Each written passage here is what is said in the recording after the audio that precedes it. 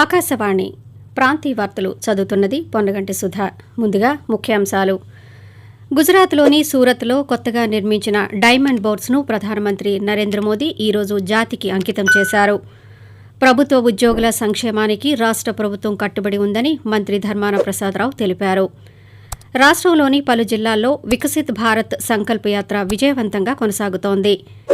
నైరుతి బంగాళాఖాతంలో ఉపరితల ఆవర్తనం ఏర్పడిందని అమరావతిలోని భారత వాతావరణ కేంద్రం తెలిపింది. ప్రధానమంత్రి నరేంద్ర మోదీ మన్ కీ బాత్ మనసులోని మాట కార్యక్రమం 108వ సంచిక ఈ నెల 31న ప్రసారం కానుంది.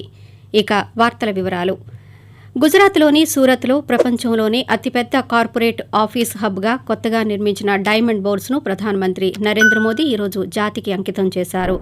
దాదాపు 700 ఎకరాల్లో నిర్మించిన ఈ భవనంలో మొత్తం 9 టవర్లు ఉన్నాయి. అలాగే 15 అంతస్తులతో ఒకదానిని మరొకటి అనుసంధానం చేస్తూ నిర్మించారు. ఇందులో మొత్తం 4,200 ఆఫీసులు, 67,000 మంది ఉద్యోగులు పనిచేసుకోవచ్చు. అదేవిధంగా అంతర్జాతీయ వజ్రాభరణాల వ్యాపారానికి ఇది ప్రపంచంలోనే అతిపెద్ద అత్యంత ఆధునిక కేంద్రం కాబోతుందని అధికార వర్గాలు తెలిపాయి. అంతకుముందు సూరత్ విమానాశ్రయం కొత్త ఇంటిగ్రేటెడ్ టెర్మినల్ భవనాన్ని కూడా ప్రధాని ప్రారంభించారు. కొత్త టెర్మినల్ భవనంలో 1,200 మంది విదేశీ ప్రయాణికులు, 600 మంది అంతర్జాతీయ ప్రయాణికులకు చోటు కల్పించే సామర్థ్యం ఉందని అధికార వర్గాలు పేర్కొన్నాయి. ఉద్యోగుల సంక్షేమానికి రాష్ట్ర ప్రభుత్వం కట్టుబడి ఉందని రెవెన్యూ శాఖ మంత్రి ధర్మాన ప్రసాదరావు స్పష్టం చేశారు.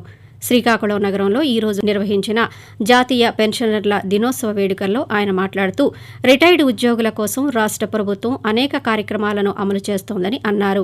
ఆర్థిక భరోసా కల్పించాలన్న ప్రధాన ఉద్దేశంతోనే ఉద్యోగులకు పెన్షన్ కోసం బడ్జెట్లో కేటాయింపులు జరుగుతున్నాయని మంత్రి గుర్తు చేశారు. కాగా శ్రీకాకుళం జిల్లాలో రిటైర్డ్ ఉద్యోగుల కోసం సామాజిక భవనాన్ని మంజూరు చేశామని ఆయన తెలిపారు. ప్రభుత్వ పింఛనుదారుల సూచనలు, సలహాలు సమాజానికి ఎంతో అవసరమని రాష్ట్ర శాసనసభ ఉపసభాపతి కోలగట్ల వీరభద్రస్వామి అన్నారు. ఈరోజు విజయనగరంలో జరిగిన అఖిల భారత పింఛనుదారుల సంఘం వార్షికోత్సవ సభలో మాట్లాడుతూ ఉద్యోగ విరమణ కేవలం ఉద్యోగానికే గాని సామాజిక సేవకు కాదని వెల్లడించారు. పార్వతీపురం మన్యం జిల్లాలో వికసిత్ భారత్ సంకల్ప యాత్ర విజయవంతంగా సాగుతోంది.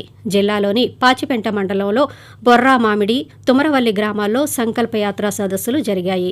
ఈ కార్యక్రమంలో భాగంగా ఒక లబ్దిదారుడు రాజు ఆకాశవాణితో మాట్లాడుతూ కేంద్ర ప్రభుత్వం పథకాల ద్వారా తమ కుటుంబానికి లబ్ది కలిగిందని పేర్కొంటూ కొండ ప్రాంతాల్లో వ్యవసాయం చేస్తున్నాను. నాకు పోడు పట్ట కూడా నరేంద్ర మోడీ గారు స్టేట్ గవర్నమెంట్ లింకప్ అయి పట్ట ఇచ్చారు.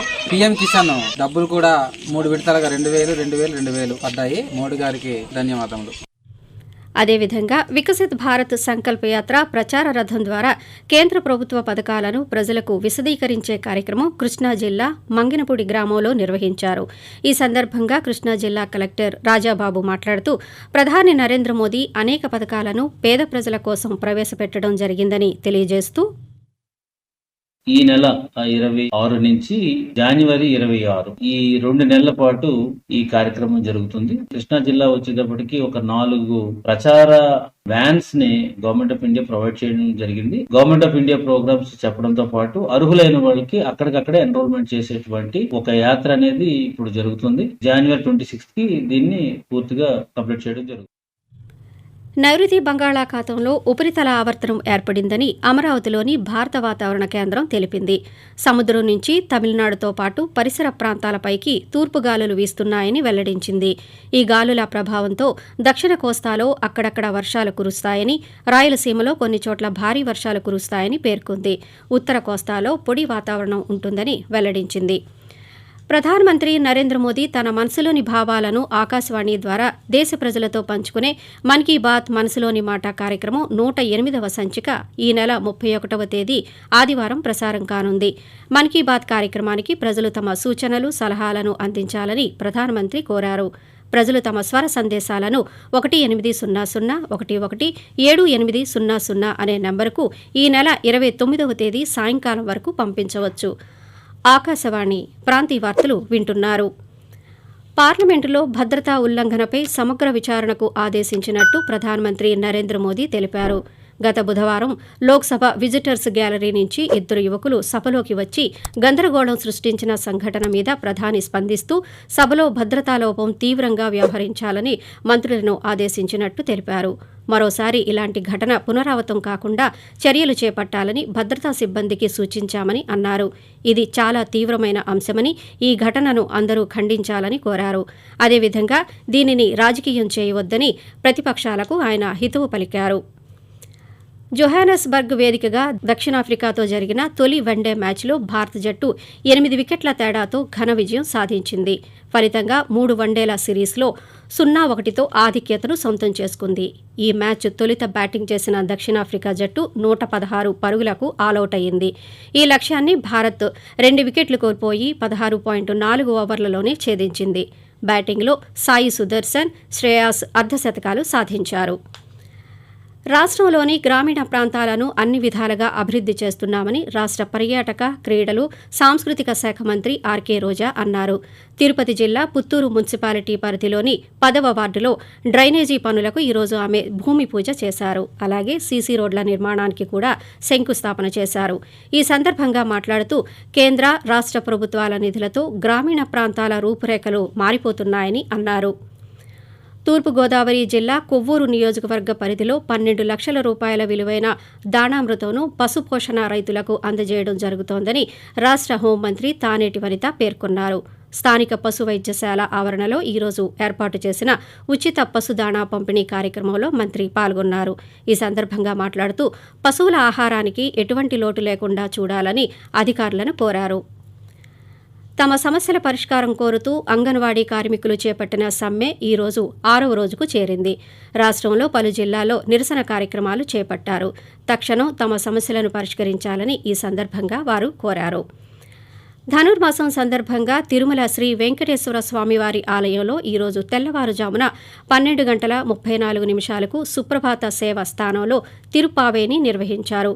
2024 జనవరి 14 వరకు ధనుర్మాసం కొనసాగుతుందని, అప్పటి వరకు స్వామివారి ఆలయంలో సుప్రభాతం సేవ ఉండదని భక్తులు ఈ విషయాన్ని గమనించాలని తిరుమల తిరుపతి దేవస్థానం అధికారులు కోరారు.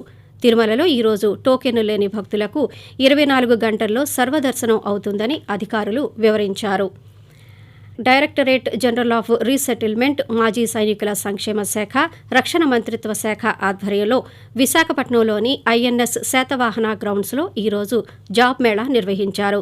సైన్యం, వైమానిక దళం, నౌకాదళంలో ఉపాధి కోసం దాదాపు 1340 మంది మాజీ సైనికులు నమోదు చేసుకున్నారు.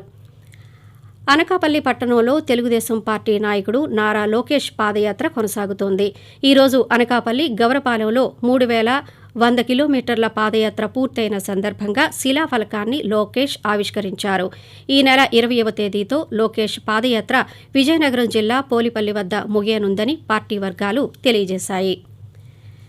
కృష్ణా జిల్లా మచిలీపట్నం తాళ్లపాళెం బీచ్లో విద్యార్థి గల్లంతు అయిన సంఘటనపైన పోలీసులు దర్యాప్తు చేస్తున్నారు.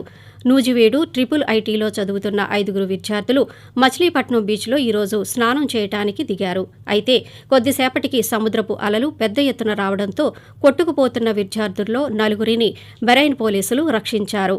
గల్లంతు అయిన విద్యార్థి కోసం మెరైన్ ఎస్ఐ సుభాష్ చంద్రబోస్ ఆధ్వర్యంలో పోలీసులు గాలింపు చర్యలు చేపట్టారు. ఉభయ గోదావరి జిల్లాల ఉపాధ్యాయ ఎమ్మెల్సీ షేక్ సాబ్జీ భౌతిక కాయానికి ప్రభుత్వ లాంఛనాలతో ఈరోజు ఏలూరులో అంత్యక్రియలు నిర్వహించారు.